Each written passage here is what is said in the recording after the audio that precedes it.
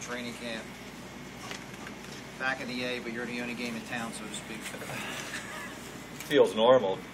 Starting at this time of the year, this is what we're supposed to do. We're coaches, and we're looking forward to getting to the training camp and getting started. And that's, you know, I'm fortunate in that I'm able to do that. There's a lot of guys sitting out there who wish they were doing the same. Well, there are a lot of people frustrated by the lockout.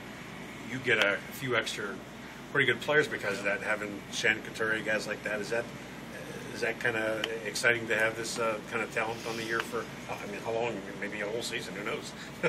It is exciting to have good young players, you know, out there, like the players you named. And that's the way it is in the league right now. Obviously, every team has got some of their better young players down and playing. So, you know, you watch the last lockout in '04, I was scouting for the Flyers, and I got to see a lot of good hockey.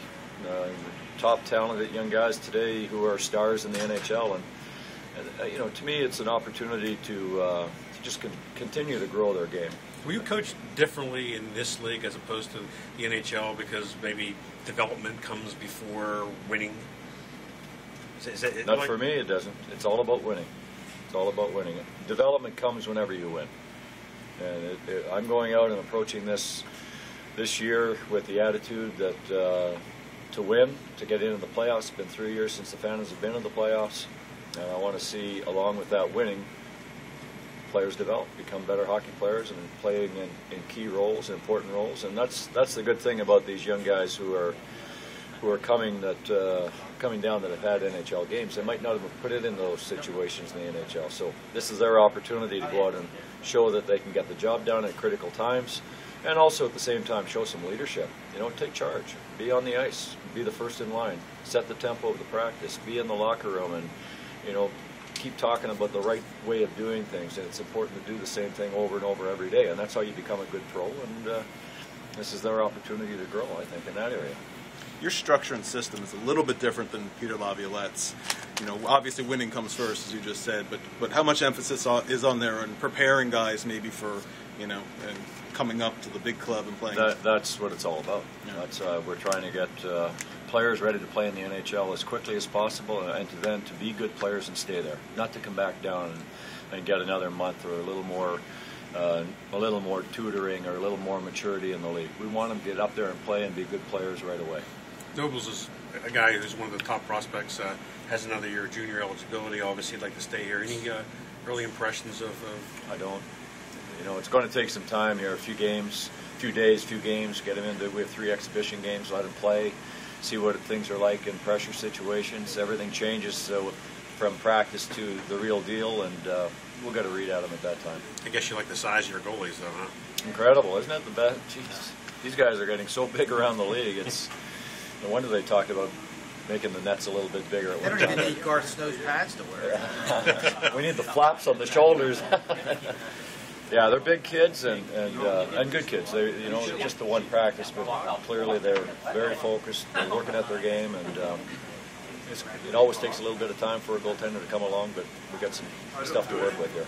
Terry, how would you compare your style to Peter Laviolette's? Would you try to, have you talked to Peter, maybe trying to implement his style more, or how do you do that with the NHL team?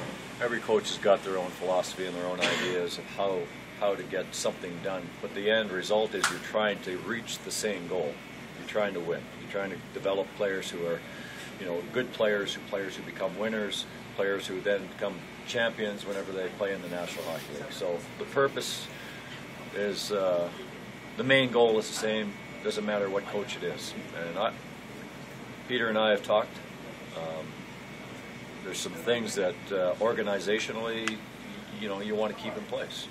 That's been the same for any team that I've ever worked for. You want to have some kind of consistency throughout the organization so that when the players are ready to get going and with the big club, they jump on the ice and there's not any hesitancy in their game. They're instinctive and they play.